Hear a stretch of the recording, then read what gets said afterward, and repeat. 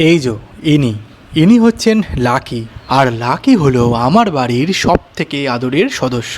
তবে এই লাকি মনে করে আজকের দিনটা ওর জন্য সব থেকে কষ্টের। আর হবেই না বা কেন, দাদা ওকে জোর করিয়ে স্নান করাচ্ছে যে। এই পালালো। এ এখন মনে করছে এর জীবনে সব থেকে খারাপ টাইম চলছে। চুপ করে বসো এখানে। আরে গরু, তুই যদি মনে করিস তোর সব থেকে খারাপ টাইম চলছে, তাহলে বাইরের কুকুরগুলো কী অবস্থা? হ্যাঁ, তাদের কী অবস্থা ভেবে দেখেছিস কোনো দিনও?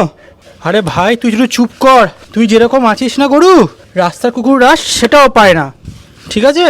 তখন থেকে লাফিয়ে যাচ্ছে, তখন থেকে। আমার অবস্থা দেখেছো কী করেছে? একে চান করানো মানে আমার নিজের চান হয়ে যাওয়া। এদিকে দেখেছো আমার অবস্থা কি করেছে? কিন্তু স্নান করার পর লাকিকে কিন্তু দারুণ ফ্রেশ লাগছে। লাকির এই স্নান করানোটা আমাকে না জীবনে একটা শিক্ষা দিয়েছে। জীবনে অনেক সময় আমরা ভাবি যে আমরা অনেক খারাপ সিচুয়েশানে রয়েছি, আমাদের থেকে আর কেউ খারাপ নেই, হতেই পারে না। কিন্তু সত্যি কি তাই?